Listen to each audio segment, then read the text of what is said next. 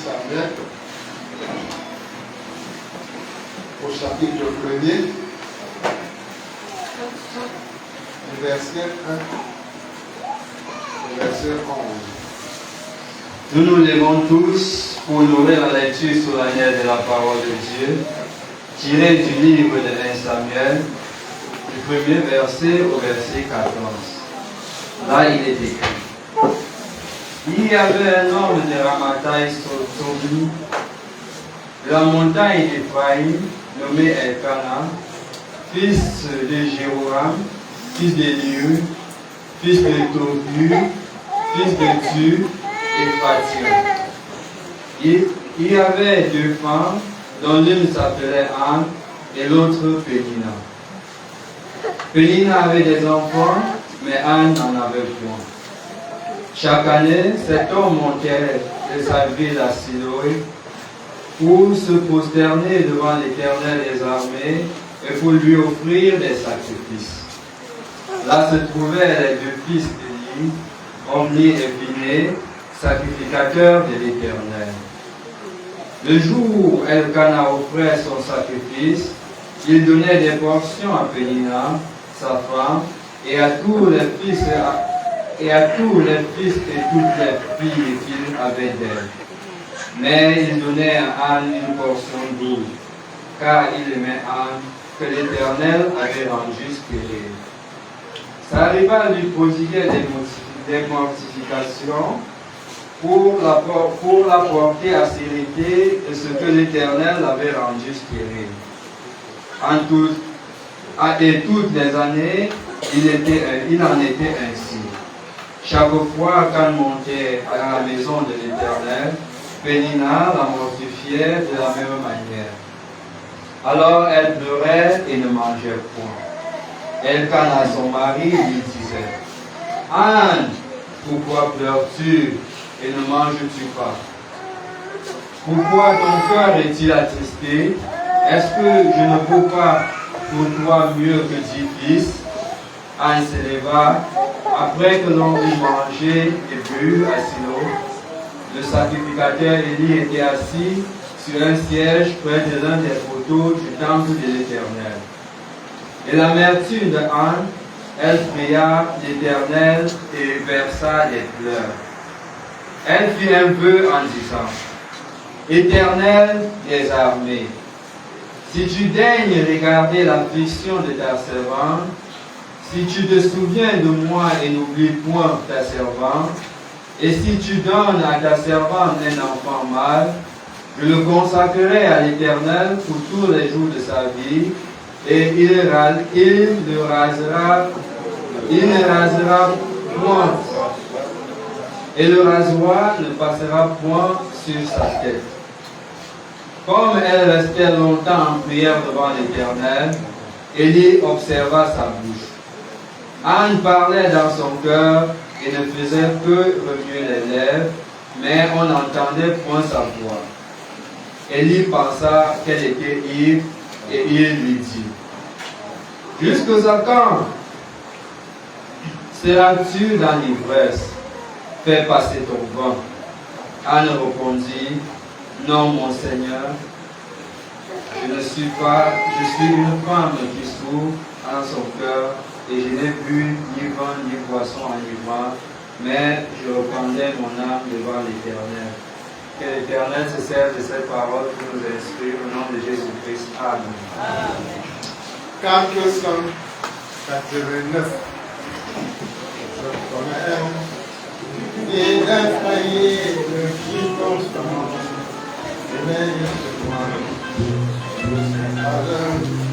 aussi paisible,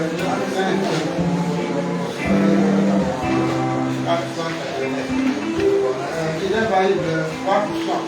Je connais même, il est valide, il veille sur moi, si c'est pas eux, ou si c'est vive, la scène.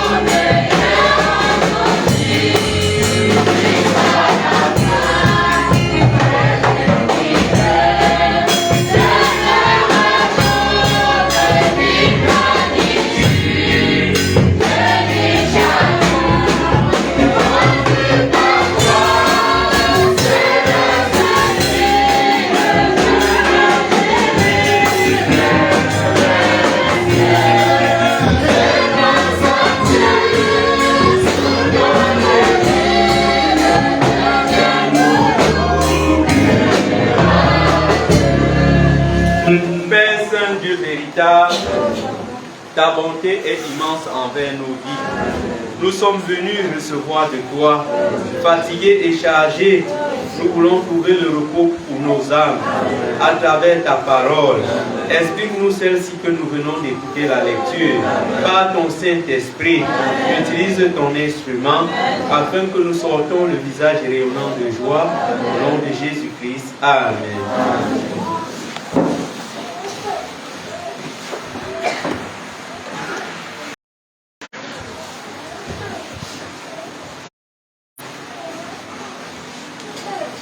Nous avons au thème notre méditation de ce matin l'assemblée annuelle d'Israël à Silo. L'assemblée annuelle d'Israël à Silo.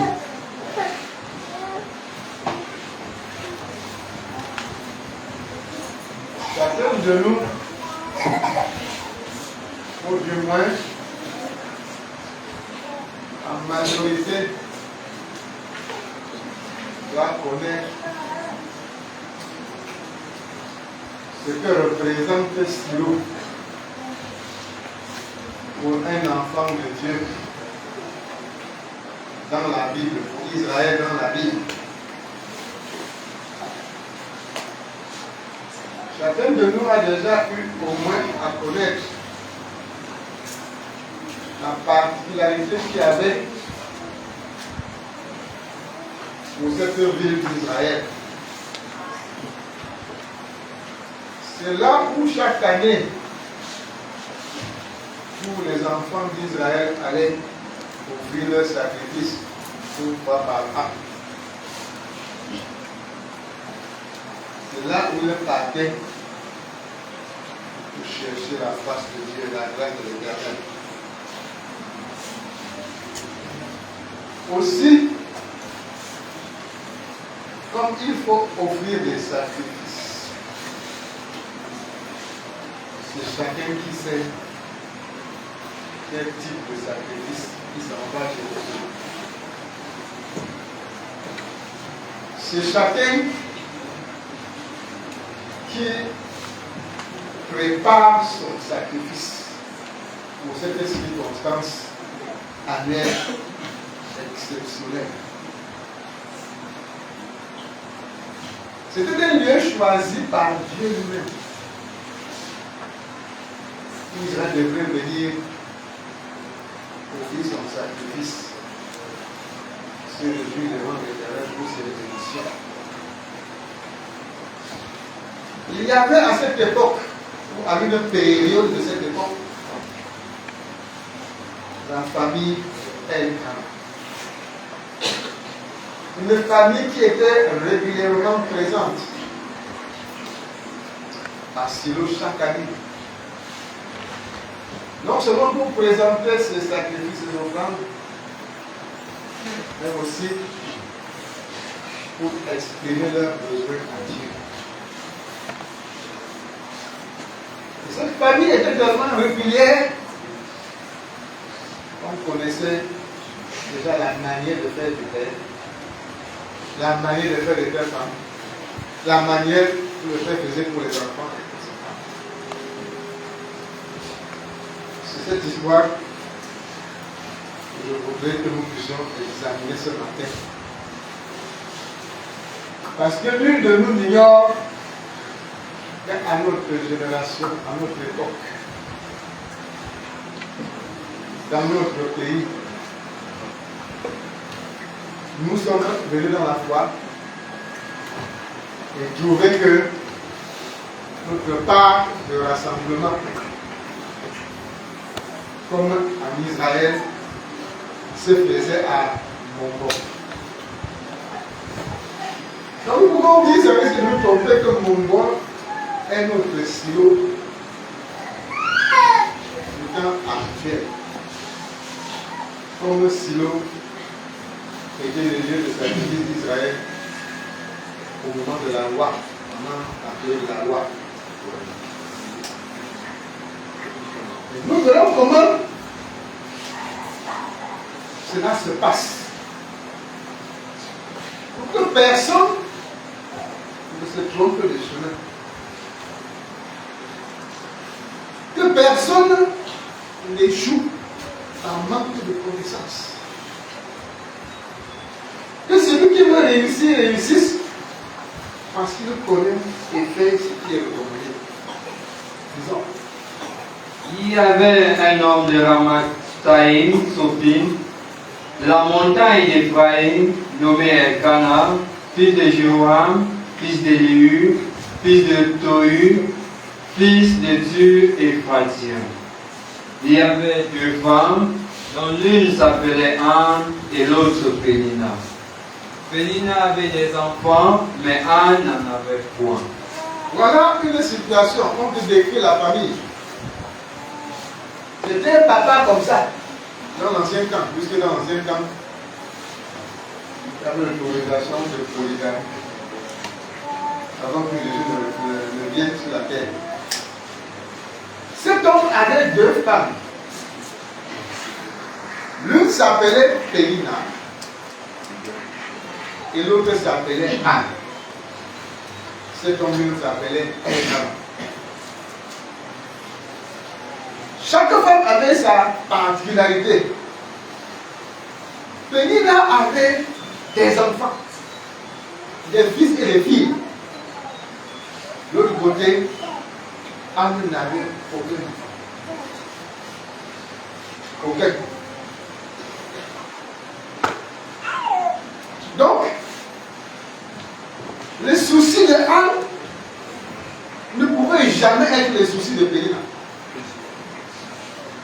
Les besoins de Anne ne pouvaient jamais être les besoins de Pénina. Parce qu'elles étaient deux femmes, mais chacune d'elles avait sa part de problèmes différents de celui de l'autre. Conséquence, leur comportement différait l'une de l'autre. Pourtant, elles étaient toutes mariées à une seule personne, un seul homme, quelqu'un. Leur cœur différait l'un de l'autre. Leurs actions différaient l'un de l'autre, l'une les unes des autres. C'est-à-dire que Pénina, son souci n'était jamais le souci de Anne. Le souci de Anne n'était jamais le souci de Pénina. Chacun devrait apprendre à marcher sur son pas. Oui. Chaque année, cet homme montait de sa ville à Silo pour se prosterner devant l'Éternel des armées et pour lui offrir des sacrifices. Chaque année. Chaque année. Cet homme montait avec sa famille. Ce que nous appelons aujourd'hui convention. Il montait à Silo. Se présenter devant l'Éternel et pour offrir sa part de sacrifice à Dieu. Il ne demandait le consentement de personne. Il n'avait besoin d'aucun intermédiaire. Sa vie était ainsi faite. Quand il rentre d'une rencontre annuelle, il doit préparer la prochaine rencontre annuelle. Il n'a pas besoin de dire au serviteur, dois-je préparer encore cette rencontre? Il n'est pas par là pour le serviteur. Il n'a pas besoin de demander au sacrificateur, on revient l'année prochaine, il n'est pas là pour le sacrificateur. Ce n'est pas aux sacrificateurs qu'ils partaient donner leurs offrandes, faire leurs sacrifices. C'est à l'Éternel. C'est à Dieu. Dieu leur avait dit que chaque année, montez à Silo, vous présentez devant moi et offrez-moi tous vos sacrifices là-bas. Année après année, génération après génération, Il y avait des sacrificateurs qui venaient et qui passaient. D'autres venaient passer. D'autres venaient passer. Mais Dieu demeurait. Alléluia. Dieu qui avait décidé que ces cieux-là restaient à attendre tous ceux qui y viendront. Sans. On avait des sacrificateurs. Dieu attendait chacun. Individuellement. Personnellement. Que le sacrificateur soit là ou qu'il ne soit pas là, un canard aurait que Dieu lui a dit chaque année, montre, faire des sacrifices à Silo avec ta famille. Il n'a pas besoin qu'on lui répète ça tout le temps. Il n'a pas besoin d'aide. Il avait toutes les possibilités pour son déplacement avec sa famille. Et chaque année, Elkanah se retrouvait là avec toute sa famille.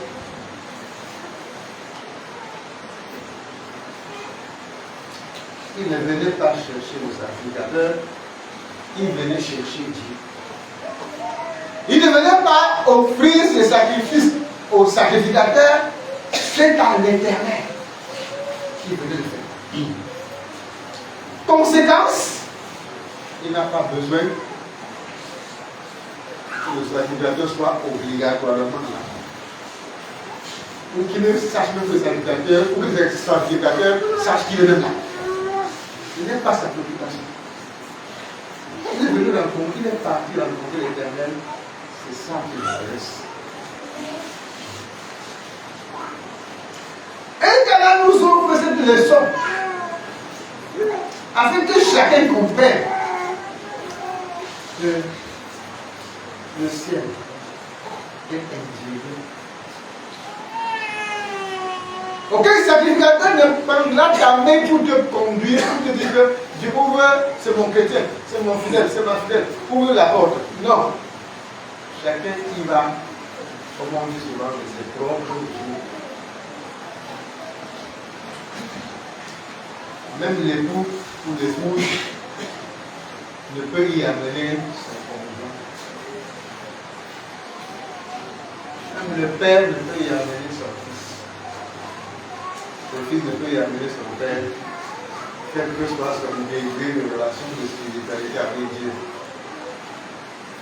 C'est chacun qui doit faire son sacrifice. C'est chacun qui doit aller chez Dieu. Chercher la face de Dieu individuellement.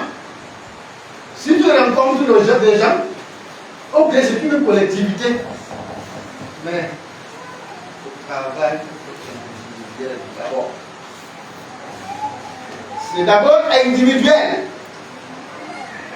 Pour te sanctifier, ce n'est pas la collectivité qui le fait, c'est toi et toi seul. Pour croire en Dieu, ce n'est pas le cœur de tout le monde qui se réunit pour toi, c'est ton cœur de toi seul. Pour t'humilier, ce n'est pas la masse qui tu attends que tout le monde s'humilie avant, c'est toi d'abord. Si tu veux t'humilier et que l'autre veut s'élever, tu n'as pas de contrôle à faire sur celui-là. Chacun doit le comprendre.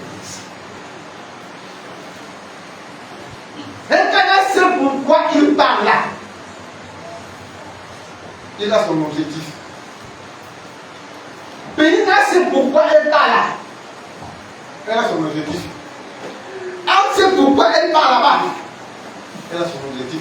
Et chaque enfant sait pourquoi il parle. Chaque enfant de Elkanah sait pourquoi il parle. Oui.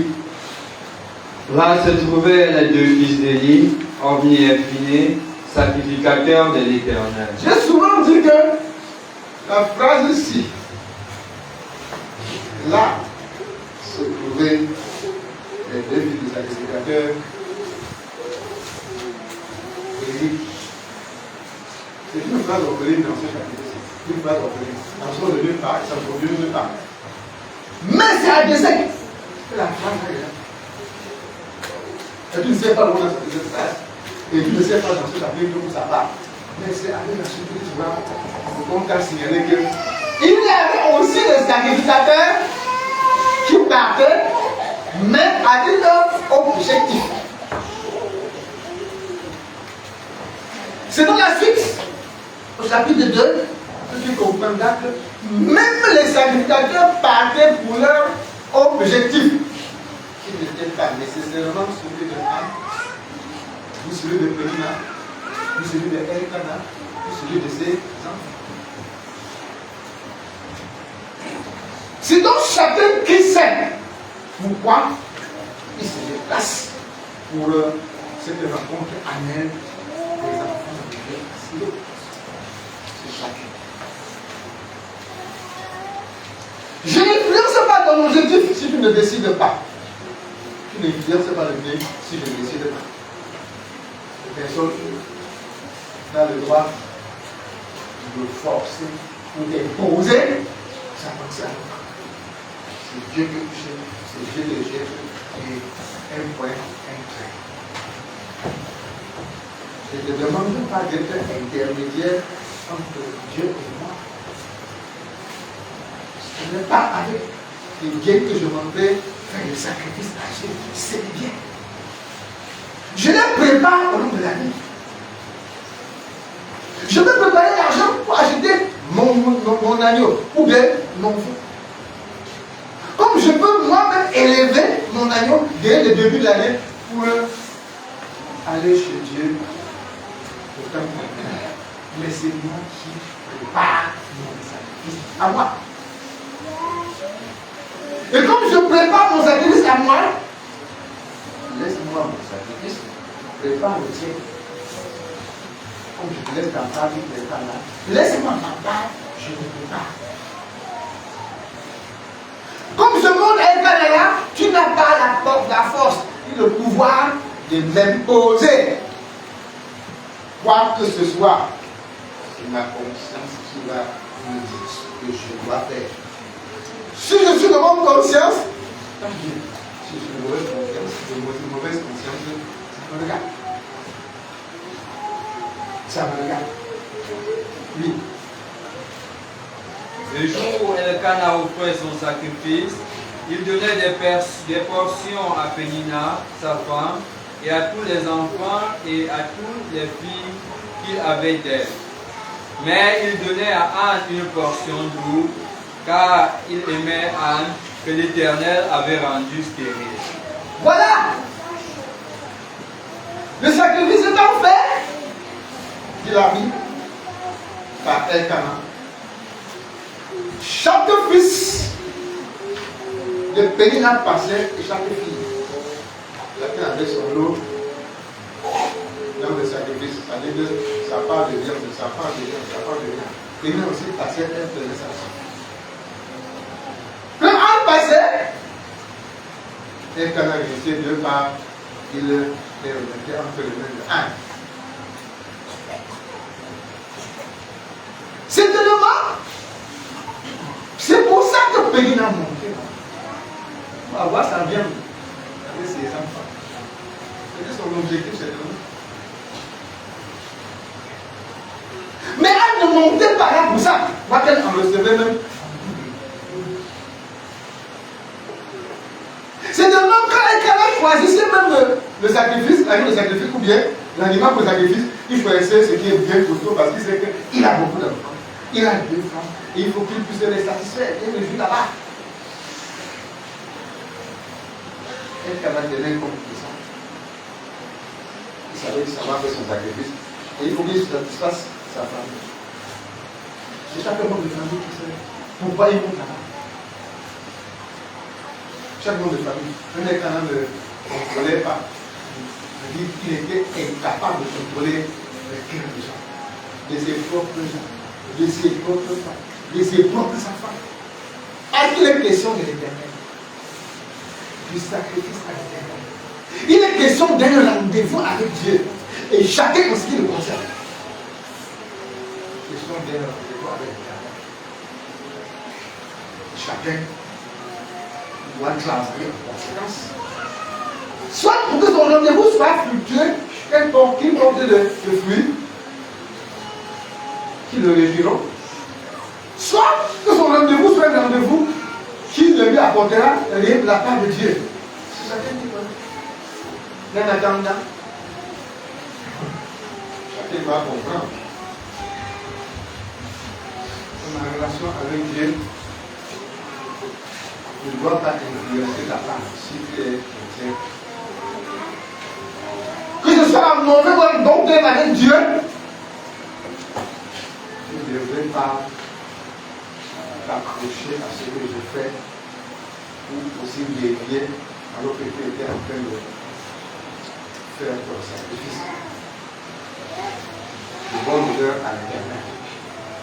Chacun doit le comprendre. Ça arrivera à lui prodiguer des mortifications pour l'apporter à s'hériter de ce que l'Éternel avait rendu stérile. Voilà. Deuxième objectif de Pénina en allant à Silo, c'était pour aller persécuter Ab, pour aller déstabiliser Ab. Déjà à la maison, ce qu'elle fait contre Ab ne suffit pas. Pendant toute l'année, il faut qu'après elle monte et a comme objectif de saccager Anne intérieurement, détruire, la détruire moralement. Objectif. Pénina, Anne n'est pas venue sous ton contrôle. Pénina, ce n'est pas toi qui as payé le transport à Anne. Pénina, Anne n'a pas emprunté ton temps pour aller utiliser à Silo. Pénina, Anne n'a pas dit que tu pouvais l'aider à Silo. Tu cherches derrière elle. Tu cherches derrière elle. C'est toi qui l'avais rendu stérile, c'est toi qui l'as payé. Qu'est-ce qu'elle t'a fait? Pour que tu sois derrière elle, comme si c'était ton poulet que tu as acheté, que tu peux manipuler comme tu veux. Et il ne trouvera aucune raison à mentir. Cependant, sa mission s'accomplit année après année. Année après année. Elle doit mortifier Anne par ses propos. Elle doit tout faire pour humilier Anne par ses discours. Elle doit tout faire pour la déstabiliser par tous les moyens. Mais quoi qu'elle fasse là dans l'année, Anne ne dira jamais, comme il y en a ici, mon mari est là. Allez, cette année, je ne partirai plus de peur d'être encore mortifié là-bas par Anne. Puisque Anne était tellement criminelle que pendant que Anne devait monter pour la prière, elle redoublait l'effort pour l'âme. Disons, vous comprenez. Et toutes les années, il en était ainsi. Chaque fois qu'Anne montait à la maison de l'Éternel, Chaque fois que Anne dit que je vais à la maison de l'Éternel, oui, Pénina l'a mortifiée de la même Pénina manière. se tient à la porte de devant elle avant que tu ne fasses. Je ne verrai pas comment et par où tu passeras. Pénina n'est pas contente d'avoir ses enfants et de les encadrer. Pénina n'est pas contente de voir que quand elle canne le sacrifice, elle et ses enfants qui ont la plus grande part. Pénina n'est pas contente de voir que Anne est la femme de Elkanah. Il faut qu'elle travaille pour que quelque chose se passe. Et de plus, elle n'est pas contente que cette femme parle sur Dieu. Va dire quoi que le diable a produit de tout par là-bas. Je t'encourage. Ah, assure. Tu peux avoir ton périnage dans ta chambre. dans ta maison, dans ton assemblée, comme lieu, mais dans ta avoir. Tu peux avoir ça. De chaque fois que tu veux aller chez Dieu, la barrière là, c'est là devant toi. Chaque fois que tu veux aller faire ton sacrifice chez Dieu, la barrière là, c'est devant toi. Mais tu comprendras, malgré que cette barrière était annuellement dans la maison, tous les jours dans la maison, et que sortant pour aller à la convention, cette barrière partait encore s'étendait là-bas, devant, là-bas assis. Tu peux comprendre la souffrance de cette femme à l'aise. Mais comprends aussi l'endurance, la persévérance que cette femme a eu dans sa vie. Comprends que cette femme a enduré. Tu as traversé beaucoup d'obstacles pour demeurer ferme devant son Dieu, année après année, jusqu'à Silo, chaque année. À Silo, il faut que Madame Pénina marche pour voir où elle se trouve. Comme que c'est déjà pour partir à la prière. La petite, vous regardez, regarde tout le marché. Elle va même où? C'est même plus cacher des femmes comme ça. Là, après, c'est. Elle part. Elle part. Anne n'ouvre pas la bouche. Anne n'ouvre pas la bouche. Dans ses oreilles comme la radio, tous les jours, année après année, tu n'entendras pas quand Anne a avancé un seul mot. La Pénina, soit pour eux, c'est pas soit pour se protéger. Tous les ans, il a été ainsi, tous les ans, chaque année. Si tu ne peux pas comprendre ces choses, les combats qu'il y a pour aller au ciel, qu'il y a pour garder les anciens sentiers, qu'il y a pour conserver sa paix avec Dieu, sa relation avec Dieu. Donc, moins de choses à dire, ça ne va pas la faire.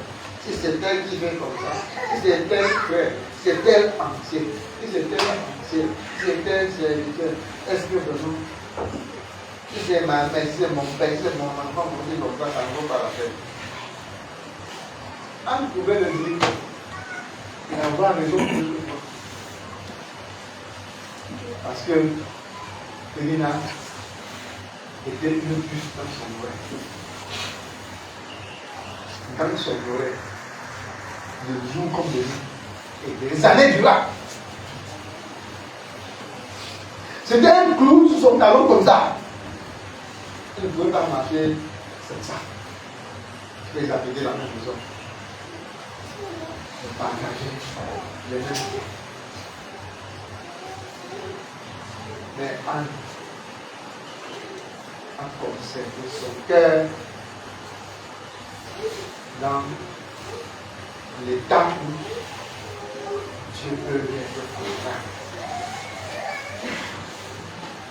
Anne n'a pas pris les mortifications de Pénina comme un sujet pour lequel elle va se fâcher. Comme un sujet qu'elle va prendre pour pouvoir être découragée, qui va la décourager. Je vais chez l'Éternel. Tout ce que tu veux, tout ce que tu fais, je sais une chose, c'est que je veux chez Dieu. Tout ce que tu dis, tout ce que tu penses, tout ce que tu fais, je sais une chose, comme je sors là, je veux chez Dieu. Si Dieu est mon Dieu, il saura. On me comprend ce qu'il va faire pour me jeter, il saura. Pourvu je garde la relation avec lui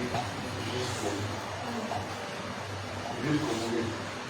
Alors, elle pleura et ne mangeait point. Après avoir reçu cette mortification, savait que celui chez qui elle peut se décharger, c'est l'Éternel.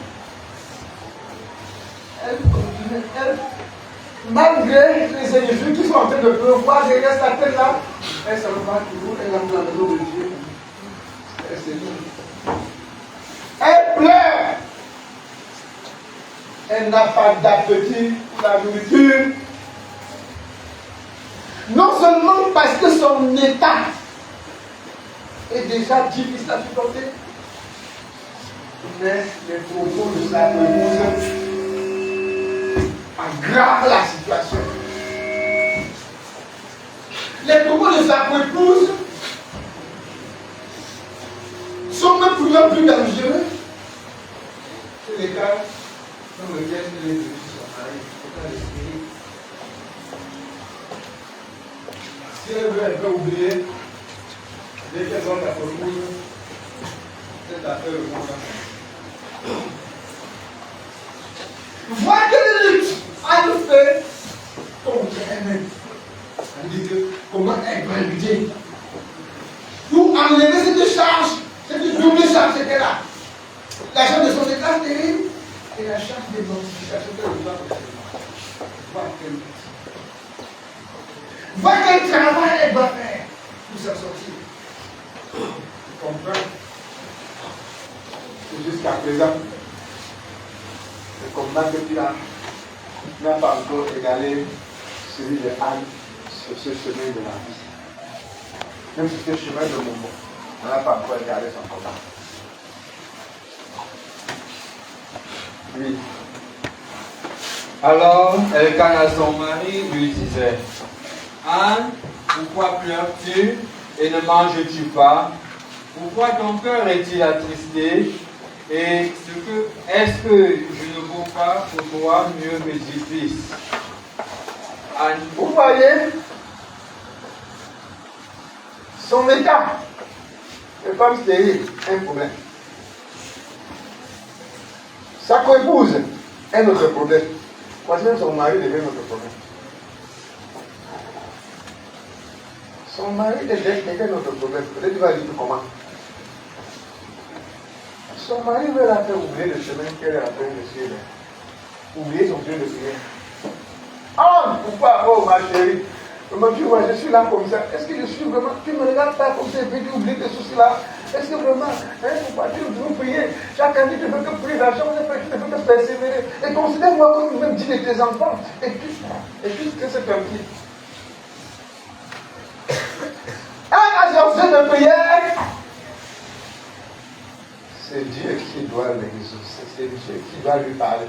Elle ne parle pas à Silo, prier son mari, présenter son problème, sa souffrance à son mari. Elle parle la présenter à Dieu. Présenter sa souffrance à Dieu. Les paroles séduisantes que son mari lui disait pour la dévier là, mon mari, calme-toi. S'il te plaît. Ce problème, c'est entre Dieu et moi. Ce n'est pas entre moi. Pourquoi est-ce qu'elle persiste tant? Elle avait au moins 2 problèmes dans ce problème qu'elle avait. Au moins 2. 1. Relever le défi de sa stérilité, qui était l'objet de persécution entre les mains de sa épouse. 2. Relever le défi de l'autel, qui était dans le désordre autant de vie. Il faut qu'il y ait quelqu'un pour mettre l'ordre sur l'autel, dans la maison de Dieu. Il faut qu'il y ait un serviteur. Je suis une femme. Je ne peux pas monter là pour dire que ce que vous faites là n'est pas bien. Voici comment on fait. Je ne peux pas ordonner, imposer à l'un de mes frères, mes cousins de partir faire cela. Ce ne sont pas mes enfants d'autrui. Il y a une marque dans l'église. Il y a une marque dans l'église. Anne cherche à y trouver une solution. Anne ne manquait pas quoi manger. Ce n'est pas ça qui était l'objet de ses larmes. Anne n'était pas malade. Elle n'avait aucune souffrance physique sur elle. Elle n'avait aucun manquement matériel. Mais elle te dira qu'elle est une femme qui souffre en son cœur. Pourquoi la maison de Dieu doit-elle demeurer éternellement dans les désordres? N'est-ce pas là un jeu de prière entre tes mains pour l'heure? N'est-ce pas un jeu de prière entre tes mains? La maison de l'Éternel. Dans quel état se trouvait-elle aujourd'hui? Ne vois-tu pas? Ne peux-tu pas devenir âme pour prier jusqu'à ce que l'ordre revienne avant que tu ne respires? Ou crois-tu que le seul problème que la maison de Dieu peut avoir, ce n'est que le problème de Anne, semblable à celui de Anne? Il y a beaucoup de problèmes qui peuvent avoir lieu, même plus graves que pour Anne. Il suffit seulement que tu aies les yeux pour regarder, voir, le cœur pour comprendre. Et tu sauras que de tout temps, on peut avoir des ânes à l'église. Parce qu'il y a des problèmes semblables à celui que Anne a eu à son époque. Oui. Anne se leva, après que l'on eut mangé et bu à Silo, le sacrificateur Élie étant assis sur son siège, près de l'un des poteaux du temple de l'Éternel. Et l'amertume dans l'âme. L'amertume dans l'âme, dit la parole de Dieu. Elle pria l'Éternel et tu as l'amertume dans l'âme. Si tu as l'amertume dans l'âme, c'est que peut-être tu as perdu quelqu'un de cher dans ta famille. Oui. Tu as l'amertume dans l'âme, c'est que peut-être la maladie t'a déjà traumatisé. Oui. Mais ce n'était pas le problème de l'âme. Donc, il dit qu'elle a la mer. Elle dit que c'est comme si elle a bu l'eau de chlorée là. Elle dit que son âme a le goût amer. Puisque la nourriture, c'était plus son objectif à Silo. Oui. Elle pria l'Éternel et versa des pleurs. Elle pleure. Finalement, Anne pleure quoi? Quelqu'un est mort. Quand tu es malade, tu souffres, tu as peur. Quand tu diras que tu es en bonne santé physique. Personne n'est mort dans ma famille. Mais je pleure. Je ne pleure pas parce que j'ai besoin de la nourriture. Mais je pleure. Je pleure. Parce qu'il y a un problème de mon que je ne peux pas réparer, il faut que ce soit réparé. Que faire? C'est l'Éternel qui peut trouver solution à ce problème et je m'accrocherai. Jusqu'à ce qu'il trouve une solution à ce problème, je n'en demanderai pas. Je ne lâcherai pas prise. Les séductions de mon mari ne m'empêcheront pas d'avancer. Les persécutions de pays-là ne m'empêcheront pas d'avancer.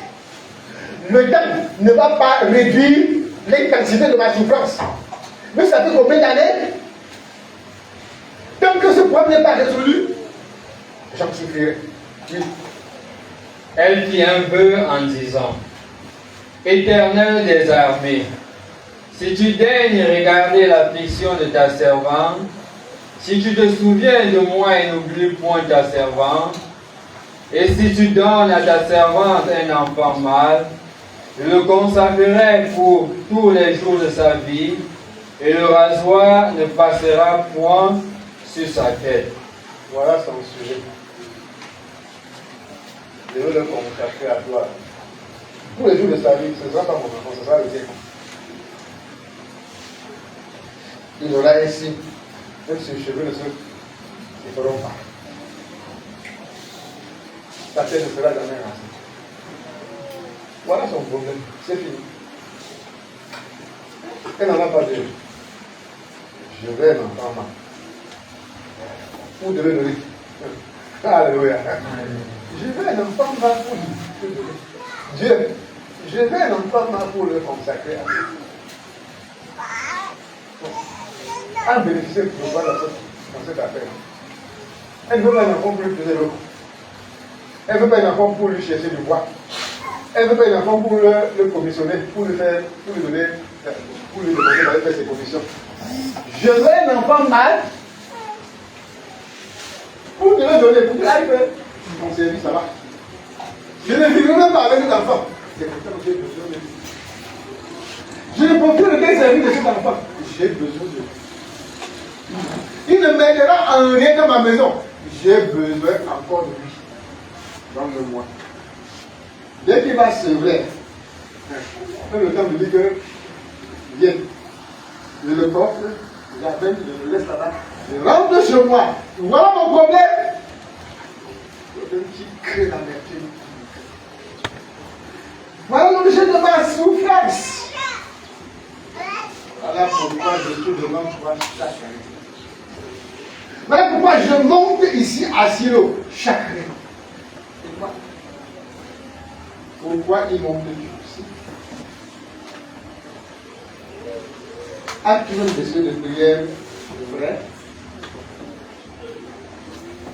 Si on t'attaque, tu vas mettre 1000 ceux de prière et ils ont fait de prière. La durée de besoin à faire. Je me suis dit, bon, comme on a demandé de prière, je fais. C'est l'année prochaine, on demande que l'année 2022, avec une journée de prière, tu ne connais pas non plus. Parce que quelque chose que la maison aussi comme ça, sur le bord de la mer. Anne avait ça. Un sujet qu'elle avait pendant des années, jusqu'à Égypte. Or, aujourd'hui, nous savons que nous nous préparons chaque année, chaque fin d'année, pour aller à notre destination qui est nouveau.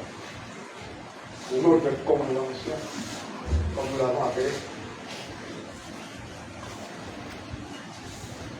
Autrefois, nous l'appelions congrès.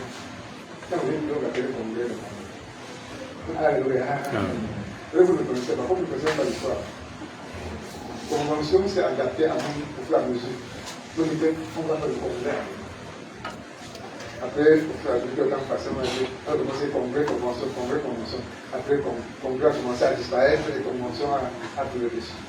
Mais je voulais te dire que une convention spirituelle, parce qu'il y a beaucoup de conventions dans le monde, on dit convention de Genève, convention pour quelque chose, on n'a pas convention à adopter quelque chose, on n'a pas. Nous parlons de notre convention, qui est le rassemblement des enfants de Dieu dans un seul Dieu, ce qu'on va s'appeler Silo.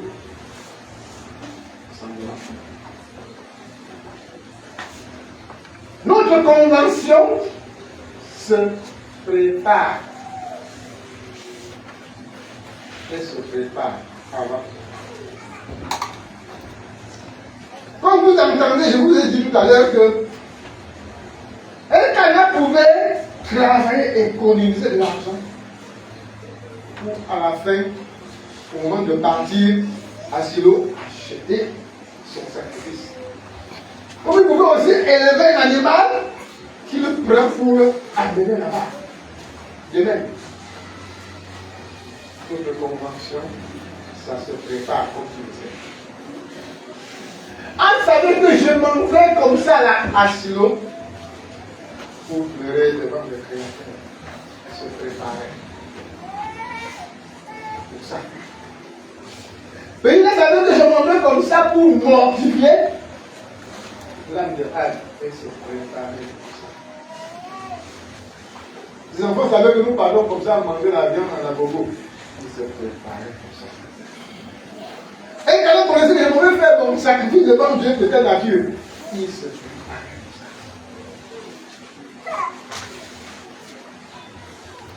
C'est pour te faire comprendre que chacun doit comprendre que pour aller à la convention, pour aller à notre silo, il est urgent de passer un temps de préparation comme tu l'as connu. Aujourd'hui, j'entends quelqu'un dire, s'il y a convention, je pars. Je reprends, s'il y a convention, je pars. Je dis à celui-là, qui est candidat au tourisme par la convention, parce que la convention se prépare. Ça veut dire que tu vas attendre le 22 pour voir s'il y a. Tu pars. C'est le tourisme qui t'en va. Tu t'en vas te promener. Et comme tu n'as pas fait le tourisme, les conséquences sont à la porte. On le voit. Les conséquences ne pas. Si les gens en temps convenable, en temps normal, on dit voici le temps de prière, que chacun se sanctifie avant d'entrer en faisant la prière. Il n'y a pas de prière sans sanctification. Et si quelqu'un va à l'encontre de ces modalités qui sont prescrites, il faut seul la faire, qui est le responsable de toute sa vie. Et quand bien même, tu auras fait une mauvaise préparation, tu es en danger, tu es exposé. À combien plus fort raison que tu ne seras pas préparé?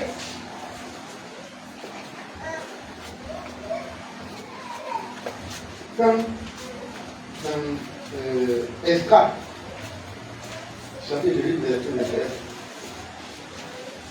seulement pour voyager, nous savons, tu le sais, moi je le sais, en fin d'année, c'est une période où les méchants se lèvent, les méchants esprits se lèvent le plus froidement possible.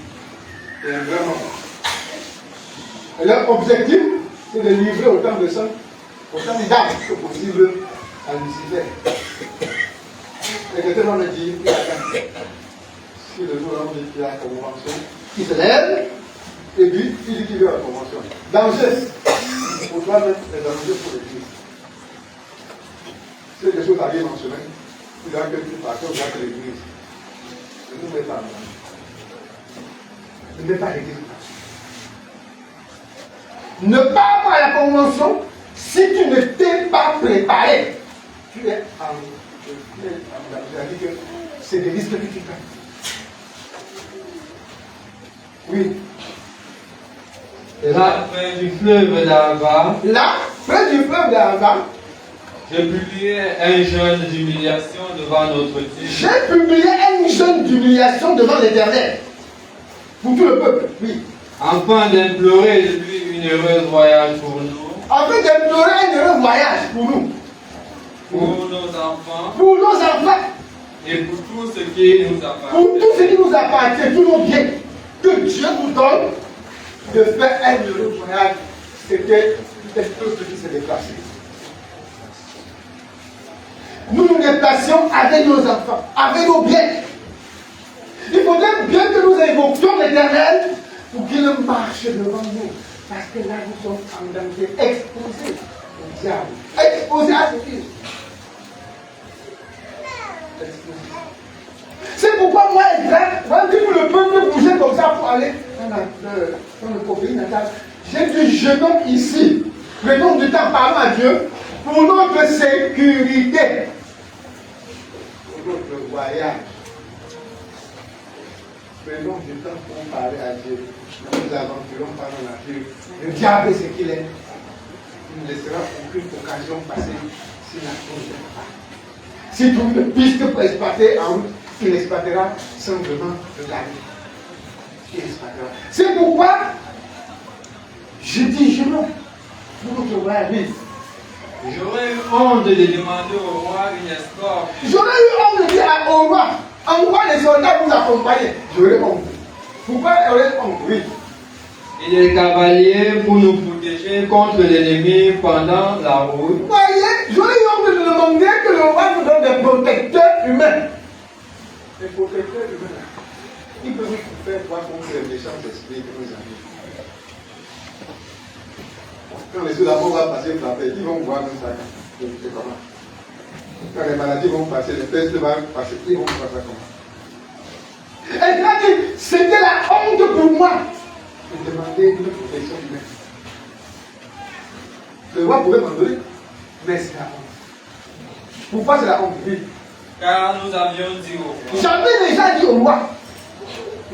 la main de notre Dieu est pour tout leur bien sur tous ceux qui le cherchent. La main de notre Dieu est pour leur bien sur tous ceux qui le cherchent. Tous ceux qui le cherchent, sa main est étendue sur eux, pourvu que tu le cherches. Mais sa force et sa colère sont sur tous ceux qui l'abandonnent. Alléluia. Abraham fait tout pour être collé à Dieu dans son voyage.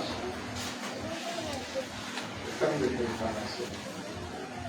Pour ne pas voyager sans que la main de Dieu soit étendue sur nous.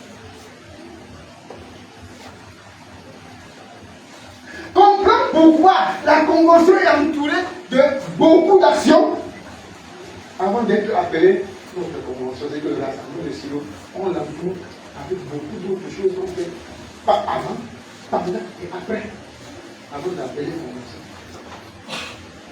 Ne parle pas de convention que tu fais un voyage de touriste. Tu vas aller te promener à Mongor, tu vas aussi Mongor, et puis on chante un peu, tu danses même la musique, et puis tu fais. Non. Si c'est la convention que je connais là. Si c'est le rassemblement annuel d'Israël, sinon, cherche à être dans les conditions normales.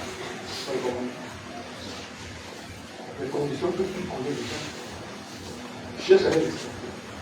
Ne recule pas. Ne fais pas semblant. Ne fais pas le jeu. Ne fais pas le jeu.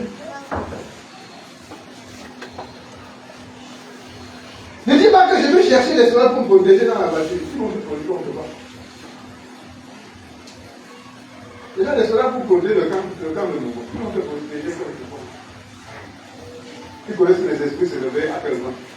Que les routes, c'est pas où pas pour aller. Si aujourd'hui, tu sens que c'est ça ta vie, ou c'est ça à ça que tu aspires, c'est que tu as abandonné la foi. Si c'est aujourd'hui les soldats qui vont faire ta sécurité, c'est que tu as abandonné la foi. Tu n'as plus foi en l'éternel.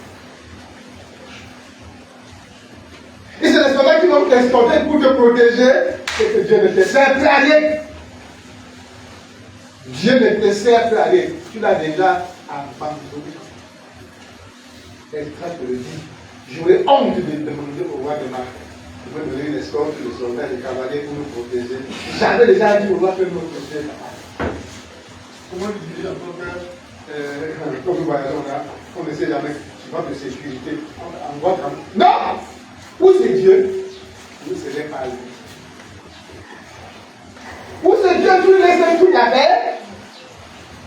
Ou tu laisses tout en bas te débrouiller? Ne fais pas le chevauchement. Et quand tu vas te débrouiller, sache que tu es exposé à tous les dangers possibles. Quand tu vas chercher ta propre sécurité, sache que tu es exposé à tous les dangers possibles. Tu peux venir avant la convention. Tu peux venir pendant la convention. Tu peux venir après la convention. C'est danger-là. C'est danger. Nous savons qu'avant la convention, nous avons un temps de préparation. Et il faut veiller scrupuleusement pour que la main de notre Dieu soit étendue sur nous avant, pendant et après. Nous savons que pendant la convention, nous avons une manière de vivre. Sanctification, prière, parole. Sanctification, prière, parole. C'est la manière de vivre. Pour espérer recevoir cette bénédiction éminente et cette vie que Dieu envoie pour l'éternité. Si tu veux les avoir, c'est par là que tu vas passer. C'est cet état, cette attitude que tu vas passer. Pas autre chose. C'est pas autre chose. Quand nous arrivons à prier, même avant la convention, c'est nous préparer pour la convention automatique. Et pour laver nos plats, sanctifier nos vies, être déjà sous la main de l'Éternel à la nuit, être disposé pour recevoir la grâce de Dieu pendant, et être encore sous la grâce de Dieu après au retour. Dans le chemin retour. Souvent, on dit après le retour, un temps de conservation s'impose. De la grâce de Dieu s'impose. Tu connais toutes ces choses. Et ce qui entoure ce que nous appelons le rassemblement des enfants de Dieu à Silo.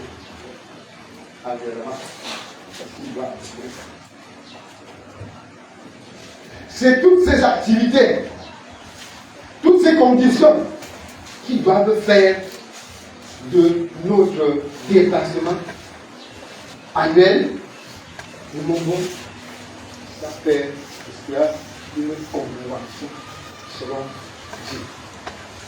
Ce n'est pas le fait de se lever, aller au rond-point, prendre la voiture, aller à Manga, le Manga tout par Mobo. Après, tout quelques jours, et puis les commerçants ne vont pas faire la voiture. Ici, pas de la convention. D'autres restent à Mobo. Si on ne fait pas le Mobo tous les jours, ils sont à la convention, puis ils restent là-bas. Comprends, frères et sœurs, que l'on ne dénature pas la convention dans ton esprit, dans ton cœur. Garde-toi de laisser se dénaturer. Tu as connu comment il se prépare, comment il se vit et ce qu'on fait après. Garde-le éternellement. Garde-le sur l'instruction possible. Ces personnes ne viennent dire qu'on ne peut pas faire comme ça. Ou on peut pas. Que l'autre qui faisait depuis ça a arraché les cheveux de la tête. C'est comme ça que c'est depuis là. Ça a diminué par quelque chose. Conséquence, il faudrait que tu comprennes, frère et sœur, votre rendez-vous de Silo a des conditions, c'est-à-dire que tu dois, dans lesquelles tu dois te mettre, que ce soit ce rendez-vous prévu par l'Éternel. Plusieurs années, plusieurs ils vont rentrer comme ils sont passés. Ou rentrent avec des difficultés. Pourquoi? Parce que la main de l'Éternel n'était pas chez eux. Ils ont joué, comme ils ont joué, ils rentrent avec des difficultés. Ou bien en partant, les difficultés les surprennent en chemin. Ou bien pendant qu'ils sont dans les difficultés, les atteignent. Ou bien sur le chemin de retour, ils sont atteints. Ou bien après le retour, les difficultés les atteignent. Il n'était pas dans l'esprit de la convention.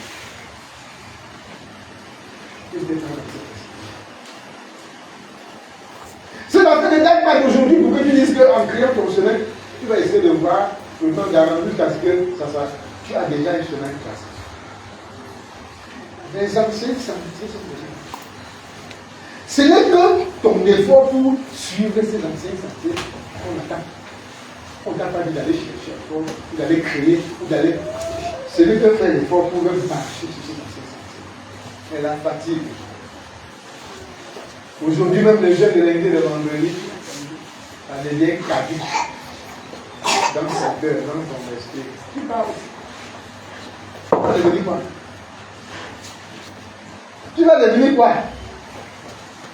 Est-ce que tu sais que pour que Ève arrive où elle est arrivée, c'était seulement le doute qui a mené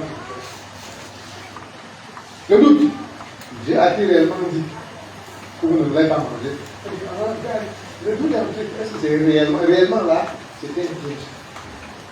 Elle y était. C'est tout pour mettre les points d'interrogation dans sa tête. Ou c'est même Dieu qui a dit, c'est vrai, c'est faux. Est-ce que tu sais que le doute a failli enterrer Pierre, il a failli faire que Pierre seulement le vent a fait vous bien. La fait si. Le simple doute a failli le tuer. À moins qu'il dise, sauve-moi, maître, sauve-moi. Il partait. La qualité de mort là, tu ne viens pas, tu ne pas sans être mort. Comme c'est le diable qui a la même chose là.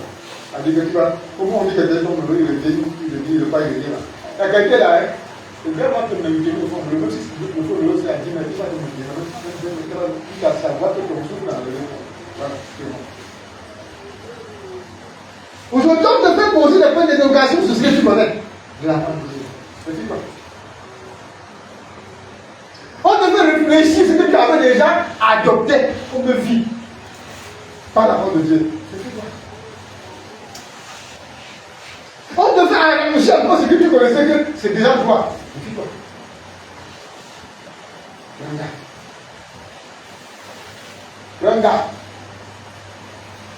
Regarde d'être séduit par la philosophie de quelqu'un, aussi en par les faux docteurs. Regarde. Ce que tu amènes, tu joues avec ça. Comme j'étais tout petit là, on avait un jeu qu'on appelle Arrache. Là, tu as montré comme ça, comme un cerveau de se mettre. Je sors parler comme ça, je calcule.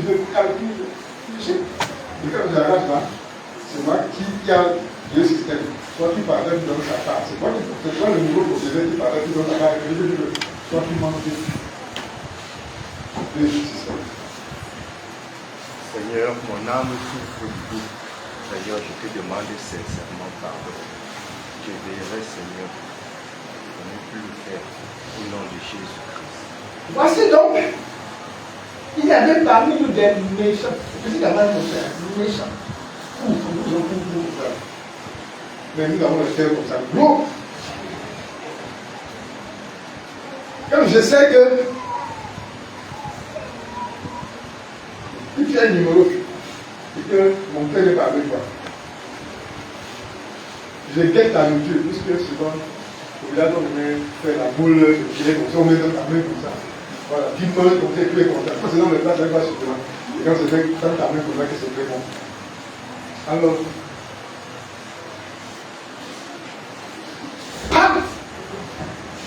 la nourriture, je ne mange pas, tu ne manges pas, personne ne mange. Méchanceté. Et ça fait quoi? C'était le jeu. Il fallait bien s'attendre. Quand on a prié toute notre beauté, ça fait des trucs comme ça, ça nous dit, ça va, son repas quotidien. Après, il ne va plus avoir de quoi manger. Il va quoi, c'est pas comme ça. Il ne va pas se fâcher, il va se fâcher de quoi? Non, c'est tout est fait ensemble. Nous savons qu'il est calculé aussi le jour où on peut être sage. Quand je demandais de fermer la porte, moi, là, on va avant de sortir. C'était très sage. Quand on doit nourrir, se garde d'abord. On va faire autre chose ailleurs, bien. Après, s'il y a le maïs, tout le monde va dire, j'arrive à la maison, je bouge, c'est pas juste. Il y a des problèmes là. Comment tu nous? Je dis, il y a quel problème, non? Il y a quoi? Comment chaque fois, c'est nos mères qui préparent, ta mère aussi ne prépare pas. Le grand, c'est pas là. Avant de faire comprendre que toute ta vie, le gars de ta charge, il ne peut plus vivre ici. C'est que tu as fait. Il ne peut pas. Il ne peut rien. Mais tu n'as rien. Ils sont là. Les esprits là sont là. On téléphone, Internet, tout. On passe ça. Voilà. Tout, ils sont là. Vous votez ça. On va exposer là, mais là. Comment ça? Ça, c'est une voie facile. H. Quand tu manges, tu fais trop, ça, tu me comprends. Donc, c'est que on t'a posé ça, on t'a posé ça, pas pour ça. Mais celui qui est là, il oublie un peu. Il va partir. Le diable te calcule. C'est désir, ce corps que je fais. En lecture, flou comme ça, c'est résistance. Calcul. Si je peux profiter de ce moment, je peux faire gagner un peu de ce que il avait dans son programme et puis il a cru. Je vais le plaisir comme ça, et il me suivra. Il a cette petite hameçon avec la passe sur ça comme ça. Tu vois que ça peut bien entendre ça, c'est même rien. Tu peux avaler comme ça même 10 fois. Tu peux apprendre. Après, tu peux sortir, c'est accroché. Tu es là, tu viens d'en sortir. Monsieur le diable, vient le soir, il prend sa ligne comme ça. Si tu amènes des fois, tu vas vraiment partir. Tu vas te sortir de l'eau. Si tu n'es pas habitué à vivre avant quelques minutes, tu seras mort. Tu peux te laisser là pendant 1 an, pendant 2 ans. Quand c'est à côté, c'est tout dans son pied, tout dans son pied. Méfie-toi d'y entrer. Méfie-toi de mort de son âme. Comprends. Revise et garde les conditions dans lesquelles tu as évolué. Depuis que tu as commencé Dieu, n'enlève rien. N'enlève rien. Si tu commences à enlever un demi, un iota, tu finiras par enlever. Bon, quand ça commence à prendre les miettes, ça finira par prendre les gros morceaux. Donc chacun doit prendre garde. Ce n'est pas le temps de jouer avec ce que tu fais. Ce n'est pas le temps. Ne modifie pas ton programme pour les de silo. Sous quelque raison que ce soit, sous quelque menace que ce soit, sous quelque persécution que ce soit, ne modifie pas quelque flatterie que ce soit. C'est mon cas. Reste sur ce que tu as reçu. Et tu pourras aller à Silo et être dans les conditions de l'église ou bénéficier des silos. Que Dieu nous bénisse par cette parole, comme Jésus-Christ. Amen.